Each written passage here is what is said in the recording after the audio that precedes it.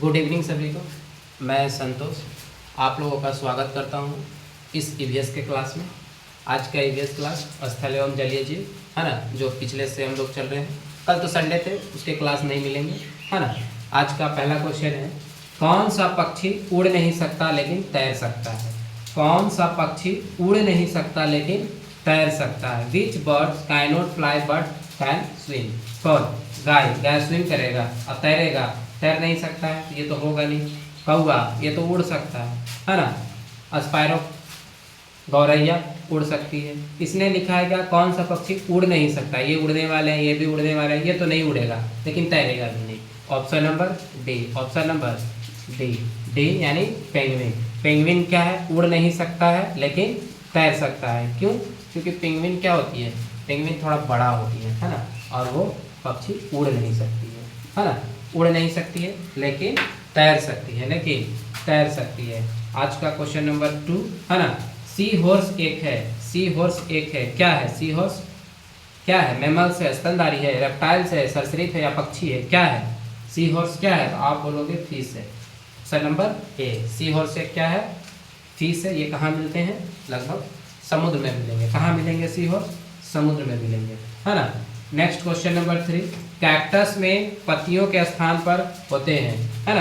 अच्छा, ये मैमल्स मतलब क्या होता है आपको पता है? पिछला क्लास भी बताया था मैं। मैमल्स मीन्स क्या होता है? जो क्या करते हैं, बच्चा देते हैं और दूध पिलाते हैं है ना। और रेप्टाइल्स क्या होती है? जो क्या करते हैं, जिग जैग मोशन में क्या करते हैं, घूमते हैं है ना, चलते हैं है ना। जैसे सांप हो। पक्षी तो आप जानिए उड़ते हैं है ना। क्वेश्चन नंबर 3 फिर से, कैक्टस में पत्तियों के स्थान पर होते हैं, क्या होते हैं? Cactus has instead of leaves, क्या होते हैं बताइए?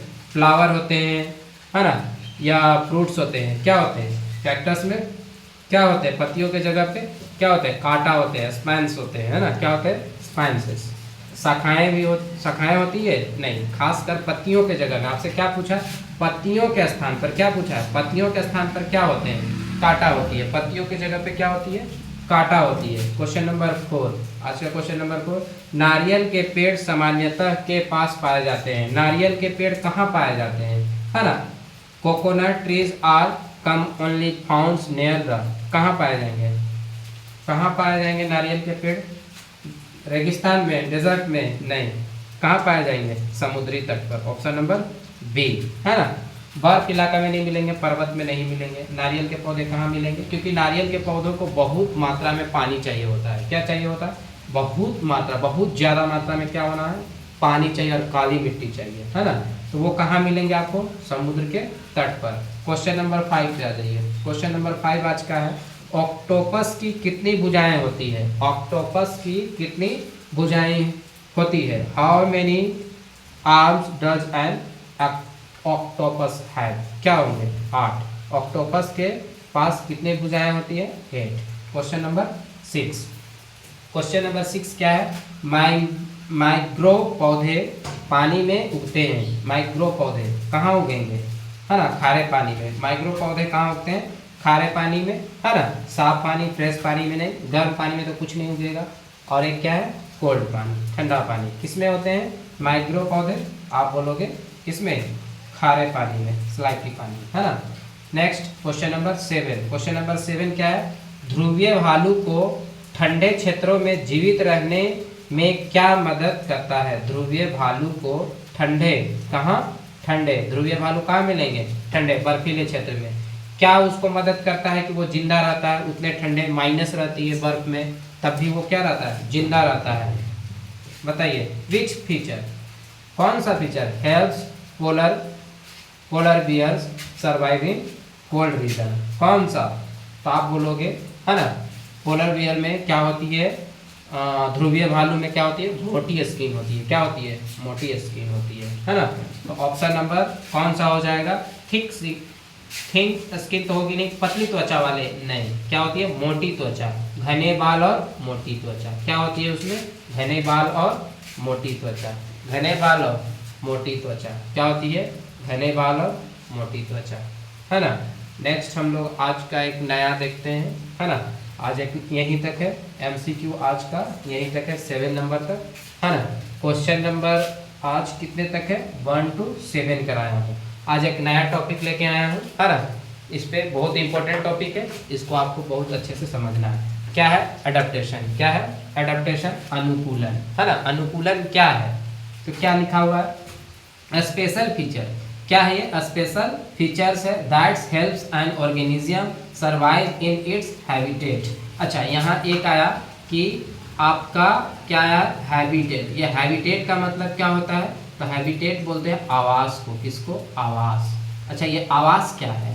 हैबिटेट मीन्स क्या होता है? आवास। तो प्राकृतिक रूप से कोई भी जीवित प्राणी रहते हैं जिस स्थान पे, उसी को हम लोग क्या बोलते हैं? उसका आवास बोलते हैं। जंगल भी एक क्या है? आवास है, जंगली जानवरों के लिए। हम लोगों का भी आवास है ना। तो हैबिटेट मीन्स क्या हुआ? प्राकृतिक रूप से जीवित प्राणी जहाँ रहते हैं उसे ही क्या कहते हैं? आवास कहते हैं। क्या कहते हैं? आवास कहते हैं, हैबिटेट कहते हैं, है ना। तो ये क्या है? एक आवास है ना। Special feature that help an organism survive in its habitat. वो अपने आवास में जिंदा रहने के लिए, अपने आवास में जिंदा रहने के लिए जो भी चीज़ें करती है, सर्वाइव करते हैं, उसे ही हम लोग क्या कहते हैं? अडेप्टेशन। हिंदी में लिखा हुआ है ऐसी विशेषताएं जो जीव को उसके आवास में जीवित रहने के लिए मदद करते हैं। उसके कहाँ? आवास में। आवास में जीवित रहने के लिए मदद करते हैं। ऐसी विशेषताएं, यानी अडेप्टेशन क्या है? एक ऐसी विशेषता है जो जीव को उसके आवास में जीवित रहने के लिए क्या करते हैं? मदद करते हैं। सर नहीं समझे कैसे? अच्छा, इसे कुछ एग्जाम्पल से समझते हैं, आपको बहुत अच्छा तरीका से समझ आएंगे, हमें ऐसा भरोसा है। क्या है पहला एडेप्टेशन के लिए? जैसे आप समझने की कोशिश कीजिए, ऊंट को रेगिस्तान में जीवित रहने में कौन मदद करता है? आप बताइए। क्योंकि ये जो रेगिस्तान है ये उसका क्या हैबिटेट है?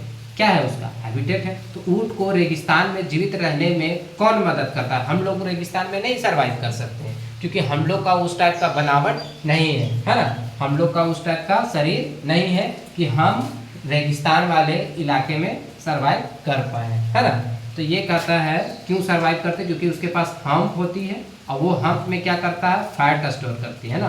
वसा संग्रह करने वाला क्या है? कुबड़ है, जिसके कारण वो क्या करता है? रेगिस्तान में बहुत दिनों तक सर्वाइव कर लेता है ना। रेगिस्तान में ना तो सही से भोजन मिलेंगे, ना तो पानी मिलेंगे, है ना। तब भी ऊँट क्या करता है? वहाँ जिंदा रहता है। उसके पैर भी क्या होते हैं? गतिदार होते हैं, और बड़े लंबे ऊंचे ऊंचे भी होते हैं, जिससे वो क्या करता है? वहाँ की गर्मी को क्या करता है? सर्वाइव कर लेता है। कौन? रेगिस्तान। तो ऊँट, है ना। रेगिस्तान में ऊँट क्या कर लेता है? सर्वाइव कर लेता है अच्छी तरीके से, क्योंकि उसके पास एडेप्टेशन के थ्रू क्या है उसके पास? तो आप बोलोगे कि उसके पास हम्प होती है, जो कि उसके लिए एनर्जी का काम फैट करेगा, स्टोर करके रखता है ना, जिससे वो क्या करता है? सर्वाइव करता है, जिंदा रहता है। दूसरा पॉइंट और समझने की कोशिश कीजिए, मछलियाँ पानी में सांस लेती है, तो उसका क्या रीज़न है? ये जिंदा रहने के लिए सांस ले रही है, तो उसके पास क्या है? ये गिल्स है ना। वही लिखा हुआ ऐसी विशेषता। तो ये गिल्स क्या है? उसकी विशेषता है जो जीवित रहने के लिए आवास में क्या करते हैं? मदद करें। तो ये गिल्स क्या कर रहे हैं? पानी में रहने के लिए, सांस लेने के लिए मदद कर रहे हैं,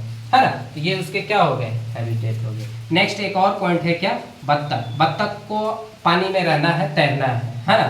बत्तख को कहाँ रहनी है? पानी में तैरना है। तो क्या करें? उसके पास क्या होती है? तो कहिएगा आप क्या होता है? वेब्ड फीट होती है, यानी झिल्लेदार पैर होते हैं। क्या होते हैं उसके पास? झिल्लेदार क्या होती है? झिल्लीदार पैर होती है, वही ना। तो यहाँ लिखा हुआ वही है, जिसको जीव को उसके आवास में जीवित रहने के लिए मदद करते हैं। तो इसको क्या मदद कर रहे हैं पानी में रहने के लिए? तो आप बोलोगे झिल्लीदार पैर, है ना। नेक्स्ट पॉइंट क्या है? ध्रुवीय भालू। अब ध्रुवीय भालू को जीवित रहना है, तो ध्रुवीय भालू को जीवित रहने के लिए कुछ तो उसके आवास में रहने के लिए कुछ तो उसको मदद करता होगा। हम लोग रह सकते हैं क्या पहाड़ में? रह सकते हैं क्या बर्फीले क्षेत्र में? नहीं रह सकते। आप रख सकते हो? आप रह सकते हो? बताओ नहीं ना। तो हम लोग क्यों नहीं रह सकते? क्योंकि हम लोग के पास क्या होती है? इसके जैसा हम लोग के पास बाल और मोटी चमड़ी नहीं होती है, इसलिए लिखा हुआ है घने बाल और मोटी चर्बी। लिखा हुआ है ना, घने बाल और मोटी चर्बी। किसके लिए? ध्रुवीय भालू के लिए, है ना। तो ये क्या है? अडेप्टेशन है। जीवित रहने के लिए क्या कर रहा है? इसको मदद कर रहा है। कैक्टस को ही आप लीजिए एग्जाम्पल। कैक्टस ऐसे ही हम लोग ऐसे लगा देंगे ऐसे, है ना, तो नॉर्मली नहीं बढ़ेंगे, है ना, नहीं ग्रोथ करेंगे। तो वही लिखा हुआ है पत्तियों की जगह यहाँ क्या होते हैं? कांटे होते हैं। पत्तियों की जगह क्या होते हैं? कांटे होते हैं। तो ये क्या कर रहे हैं? कांटे इस कैक्टस को जीवित रहने में क्या कर रहे हैं? हेल्प कर रहे हैं, मदद कर रहे हैं कि नहीं? किसी ना किसी तरह से कोई ना कोई चीज मदद कर रहा है एक दूसरे को।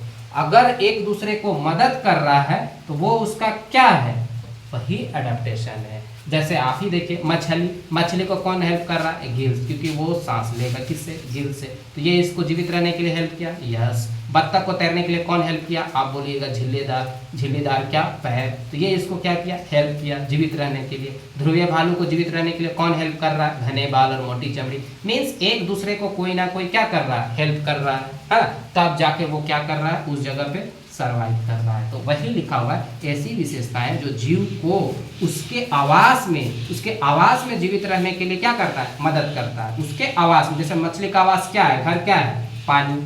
मछली का घर क्या है, आवास, पानी है ना, लेकिन पानी में रहने के लिए कौन कर रहा है मदद, गिल्स। बत्तख मैक्सिमम टाइम कहाँ रहती है, तो आप बोलोगे पानी में भी तैरते रहते हैं, तो कौन मदद करता है, झिल्लीदार क्या करती है, पैर। ध्रुवीय भालू को ही देख लीजिए, ध्रुवीय भालू कहाँ रहती है, इसका हैबिटेट कहाँ है, आवास कहाँ है, तो आप बोलोगे कहाँ, बर्फीले में। इसको बर्फ में रहने के लिए कौन इसको मदद कर रहा है, तो बोलिएगा आप घने बाल और मोटी चमड़ी।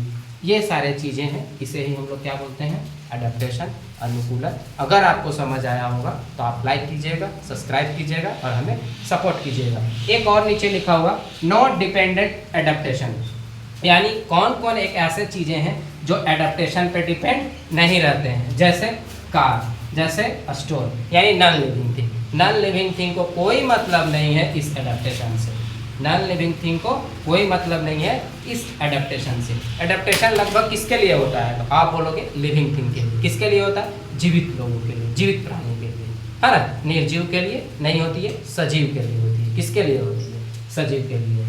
ठीक है, आज यहीं तक रहते हैं।